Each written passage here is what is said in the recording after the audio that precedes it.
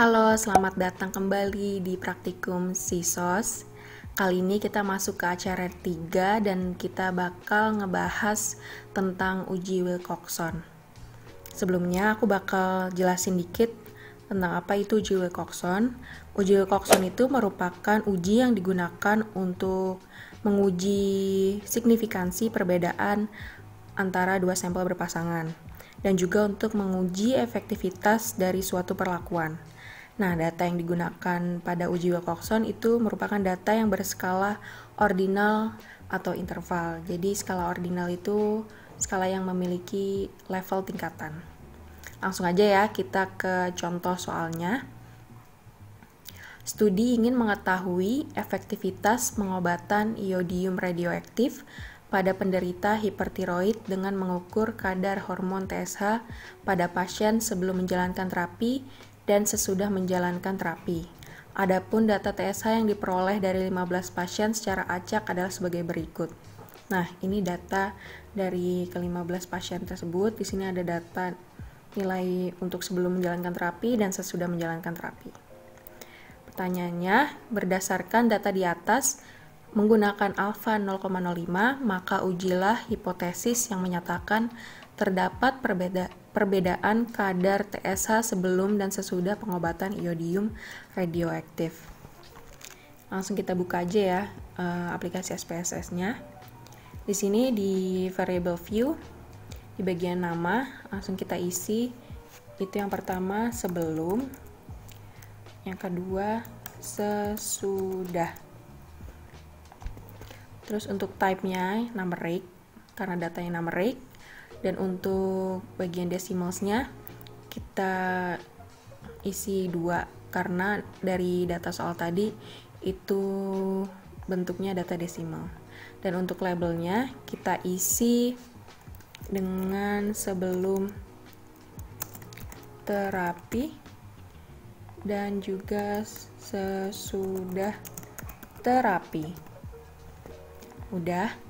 Terus di bagian measure-nya kita isi ganti jadi scale. Nah, udah. Kemudian kita klik yang data view. Di data view ini kita masukin datanya tadi dari soal. Kita copy aja. Terus kita paste. Dah. Nah, ini tuh berarti 0,06 dan ini 0,02 ya. Jadi nolnya nggak kebaca gitu di sini. Langsung aja ya kita analisis untuk uji Wilcoxon-nya. Di atas kita klik analyze ini. Terus kita pilih yang non-parametric test. Habis itu kita pilih yang legacy dialogues. Terus kita pilih yang two related samples. Klik. Nah, ini kolomnya ya. Terus udah gitu kita input variabel satunya yang sebelum dan variabel 2-nya yang sesudah. Udah gitu, jangan lupa di bagian test type ini kita kasih centang untuk yang Wilcoxon.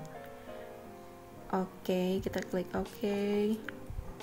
Nah, keluar ini hasil dari uji Wilcoxon. Di sini yang pertama ada table ranks. Kita bisa lihat ini untuk sesudah dan sebelum terapi. Ini yang pertama ada negative ranks. Jadi negative ranks ini itu merupakan selisih dari data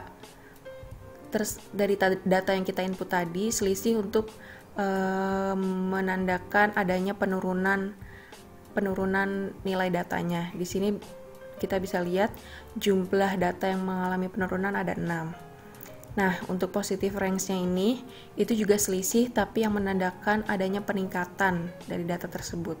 Kita bisa lihat, dari data yang tadi kita input, itu jumlah yang mengalami peningkatan itu ada 9.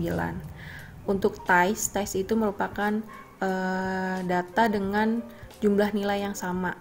Nah, kita bisa lihat, jumlahnya 0 karena nggak ada nilai yang sama dari data tersebut. Gitu.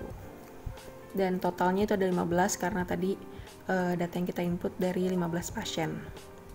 Kita langsung aja ke table test statistik. Kita lihat ini Z hitung yang kita dapetin itu minus 0,483 dan nilai signifikansi atau asymptote sig yang kita dapetin itu 0,629. Langsung aja ya kita ke interpretasi datanya.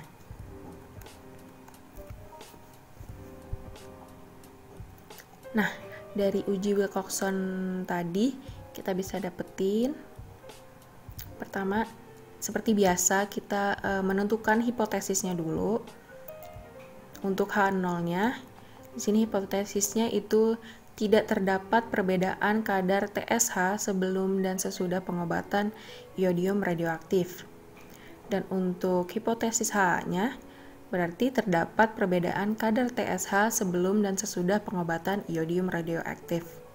Kemudian yang kedua, untuk tingkat signifikansi dan kriteria pengujiannya, di sini tadi sesuai soal, tingkat signifikansi yang kita gunakan itu bernilai sebesar 5% atau 0,05. Dan untuk kriteria pengujian pada uji Wilcoxon ini, di mana jika nilai signifikansi atau asymptote sig-nya itu kurang dari atau sama dengan alfa, berarti menolak H0 dan menerima HA. Dan kalau nilai signifikansi atau asymptote sig-nya lebih besar atau sama dengan alfa, itu berarti menerima H0 dan menolak HA.